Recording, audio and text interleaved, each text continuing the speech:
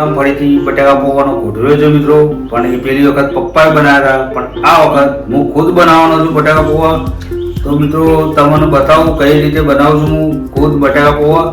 તો ચલો મિત્રો આપણે બટાકા પૌવા બનાવી સ્ટાર્ટ કરી દઈએ મિત્રો. ઠીક છે, તો આભાર કેમેરામેન. તો મિત્રો આ તવો મૂકી દીધો છે ઉપર. પછી બીજું આ બટાકા પૌવા પલાળીને આ જો આ મૂક્યા, આ ડુંગળી ધાણા આ કોળા છે. તો મિત્રો આપણે હવે તેલ નાખીએ પહેલા. ઠીક છે,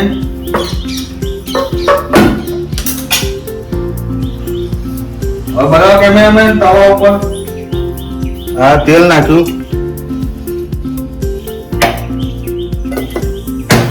જો આ તેલ નાખી દીધું મિત્રો. હવે થોડું તેલ ગરમ થવા દો, પછી આપણે આગળ બતાવીએ તમને. તો જો મિત્રો આ તેલ નાખી દીધું છે. હવે શરૂઆત થઈ ગઈ છે આપણે વઘાર કરવાની. ઠીક છે, પેલા તેલ ગરમ થાય 2-3 મિનિટ, પછી આપણે કરીએ આગળ પ્રોસેસ.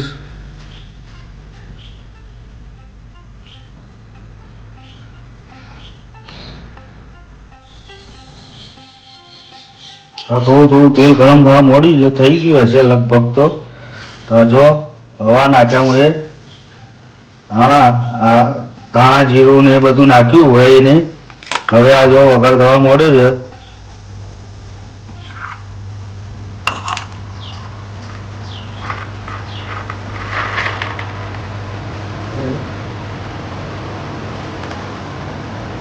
તો મિત્રો જોઈ શકો છો આપણા બટાકા પૌવા રેસીપી આ ગોળા છે. હવે ગોળા નાખીએ છીએ આપણે.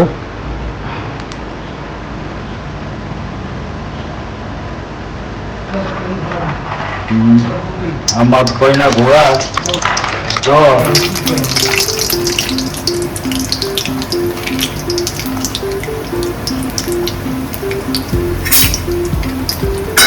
લઈ જઈએ ચમચીથી. જો નાખી દીધા. હવે આપણે ડુંગળી નાખશું.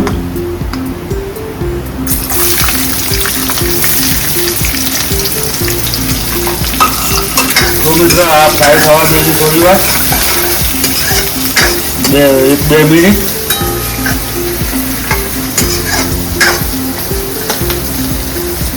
મસ્ત સુગંધ આવવા મળી છે. હવે મિત્રો આ સુગંધ આવે તમને તો નહીં મળે, પણ મને મળશે સુગંધ ઊંઘવા. જો આ લાલ થવા મળી છે ડુંગળી. આપણો વઘાર લાલ થાય છે. જો એકદમ મસ્ત લાલ થઈ જાય પછી આપણે બટાકા પૌવા નાખીએ.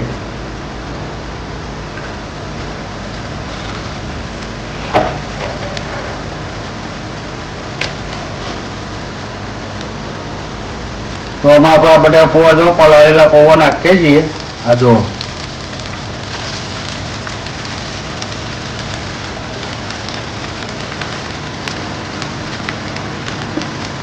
નાખી દીધા પૌવા. હવે પ્રમાણસર આપણે મસાલો નાખશું મિત્રો. આ છે ગરમ મસાલો મિત્રો. આ જો નાખ્યો. આ હળદર છે, આ નાખ્યું.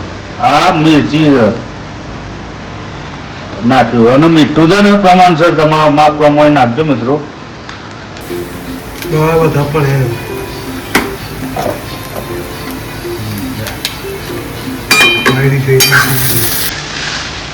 તો મિત્રો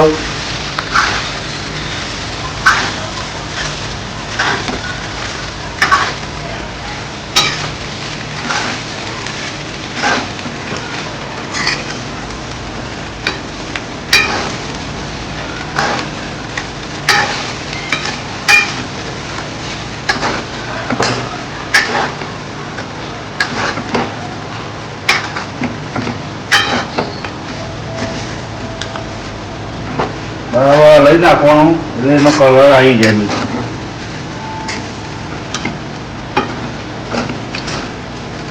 મિત્રો જોઈ શકો આ કલર આવી ગયો એકદમ મસ્ત પીળો.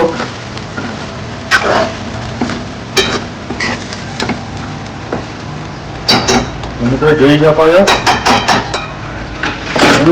ઉપર દાણા નાખી દેજો. પૌવા તૈયાર. જોઈ શકો છો મસ્ત પૌવા તૈયાર થઈ ગયા મિત્રો. હવે હું થઈ ગયું તો તમારે ખાવા તો આવી જાઓ. તો મિત્રો આવા વિડીયો જોવા માટે અમારી ચેનલ SK Boys કમાલપુર તમે સબસ્ક્રાઇબ કરજો અને આવા વિડીયો જોતા રહેજો અને કોમેડી વિડીયો પણ આવશે મિત્રો. ઠીક છે, તો સપોર્ટ કરતા રહેજો. નમસ્કાર.